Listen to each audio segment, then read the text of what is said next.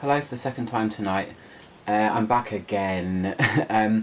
This review, I wanted to do another one tonight. I've been putting this fragrance off for a long time. I've been wanting to review it since I got it, but I just kind of, I don't know, I just put it off. I wanted to kind of wear it and stuff. It's winter now, so it's probably not the best time to review it, but I did wear it a few times in summer, and I don't know, this one's got a little bit of a story. So this one is Garden of Good and Evil by Benefit.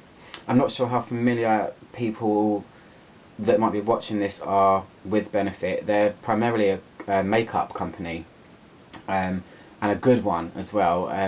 Their makeup is probably, you know, on a higher end price-wise compared to a lot of makeup that's out there. And I have girlfriends that use it and say that it's amazing. So if you don't know what it is, maybe check it out. Makeup wise, it's supposed to be brilliant. But they do have a little fragrance line, so I was naturally intrigued by it. I've always been intrigued by their packaging and kind of their ethos, I guess. It's kind of a little bit flirty and fun. Doesn't seem like they take themselves too seriously. Their makeup has really strange names, and their perfumes have strange names as well. So this one is a floral fruity aquatic, and if you've watched my reviews before, you'll probably realise that I've hardly reviewed any aquatic fragrances. I normally run a mile from them. I have that kind of feeling where aquatics can veer into that kind of, dare I say, air freshener territory. I don't know. Aquatics, from my experience, are usually made up of really floral, pungent flowers. Not exotic flowers, not delicate. Real, you know, sting your eyes, screechy headache flowers. There's some sort of combination that they do to get this aquatic feel. So this one took me completely by surprise. I didn't know that it was an aquatic. I walked past it in a shop. The bottle and packaging was really cool. I picked it up, I sprayed it, as you do when you're shopping, and then I was walking around and I kept thinking, what's that? That's really nice. And the more and more I smelled it, the more and more I just fell in love with it. So this is one of my first ever aquatic fragrance purchases. So here it is, Garden of Good and Evil. The packaging's really cool. It's like a little mini house, I guess. That would be the little balcony there. Yeah. Very green, very planty, flowery. You've got Garden of Good and Evil on the back, and there's a little poem. It says, "Come away with Eva, breeze down a lush lane. She's the fresh rush of splendour you can't quite explain. So vividly vibrant with a carefree demeanour, she whirls off to a place where grasses are greener." And it says Benefit Eau de Toilette, and it says Eva on the top. So it opens up like a little roof, I'm thinking. Agree? Yeah, like a little roof. It opens like this. So there is the perfume inside of it. They've got quite a few other ones. They've got one called Hooked on Carmela. A lot of them have female names in them. There's Hooked on Carmela. There's something about Lulu, I think, or Leah, I'm not sure. They've got, I don't know, I've only smelled one other one of theirs, which was Hooked on Carmela, which is why I remember that one. And it was hugely caramel sweet. I think they've tried to hit every kind of spectrum of the fragrance olfactory groups, basically. So, yeah, you've got a little kind of garden tea party thing going on there. And then the inside of it is also decorated with more plants and stuff. I don't know how much you can see in there. So that's the box and stuff. Here's the bottle. This is what was you know, attracted me to it. Gold, kind of completely gold metal bottle, or, you know, metal bottle from London. That's like me. Yeah, it's kind of like a paper sticker over it, which I guess is kind of cheapy. I don't know. It's not a cheap fragrance. This was £35, and it's only a 30ml. It's a very small one. And you can't see through it, which annoys me because I don't know how much I've got left. But yeah, it's completely gold. The whole thing is gold. What does it say on the bottom?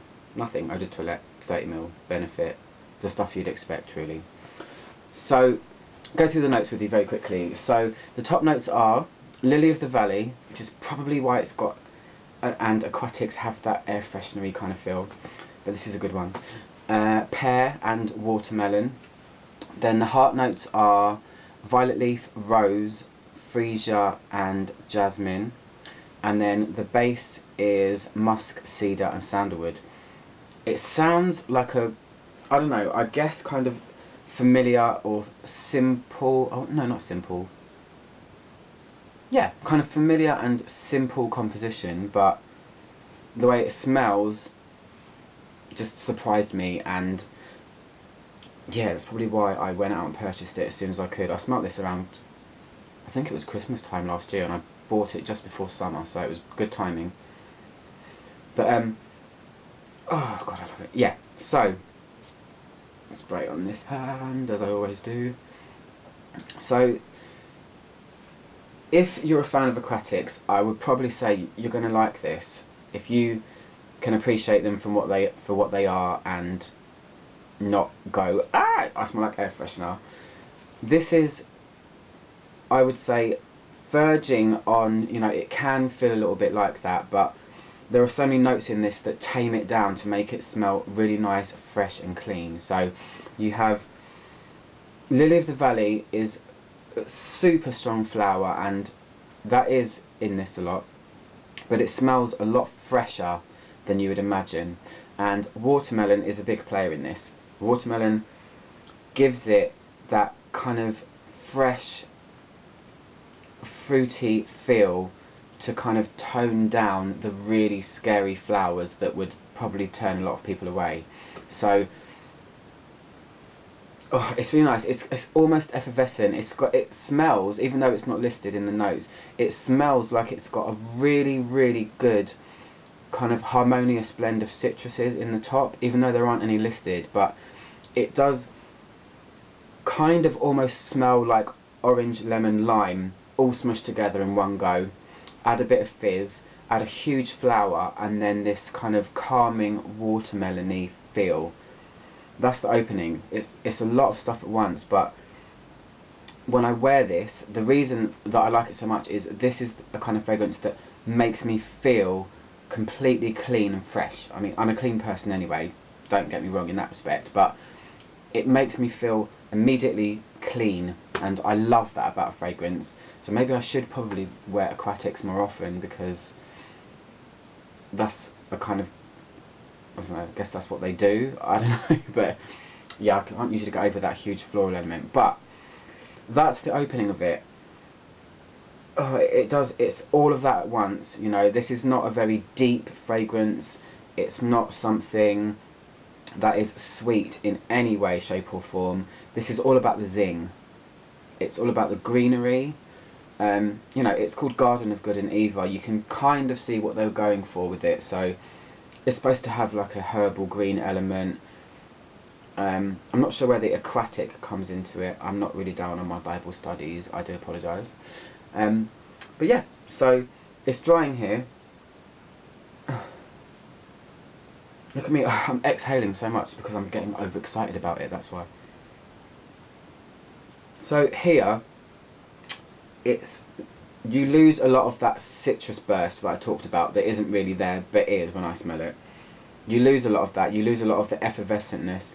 Freesia is quite a fresh flower, and it seems when it's drying, this is where, if you're not a floral lover, you might be turned off by it. This turns into, like, it's a very, very green, powerful floral. Not smelled anything like that before, which is probably why it took me by surprise and why I went out and purchased it. It's, oh god, it's like a crisp green, but not overly herbal floral smell. I know floral is very general, I hate saying that word, floral and flowery, but I mean, hands up, flowers are not my strongest point. They are very delicate and have lots of different nuances that I need to still learn, but yeah, it turns into a gorgeous green crisp floral. It's lovely. The dry down of it, I'm just going to quickly move on because I've been talking a lot about the top and the heart. Musk, cedar and sandalwood. The base of it, I don't know about that. I wouldn't necessarily, looking at that on paper, you would think that it's going to have this kind of sensual, you know, sandalwood and musk, and be a little bit exotic. Not really. It kind of stays crisp, it stays very floral, and it just kind of eventually peters out. Yeah, it's not the most long lasting of fragrances, probably because it's so fresh. Fresh things, in my experience, don't tend to last forever, but this one just has this almost streak through it of laundry-ish, like there's something very clean through the middle. It's lovely. Here dry, and God, just smelling it again, I know I always say I'm going to finish and then I don't, because I just smell other things every time. It's like a clean streak of laundry through the middle, but it's surrounded by this green,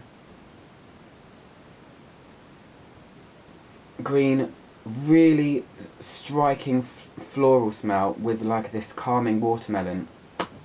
Don't know, I'm not going to go on about it much more. I really like this. I don't know if you can try it in your country, but for a lot of British people that should be watching, I hope are, Benefit do some really interesting fragrances, and this is my first purchase of theirs. I'm going to try the rest. They do ones like this that are kind of mini ones. You can get them in a little house, kind of like this box, but they do it in like a little mansion thing.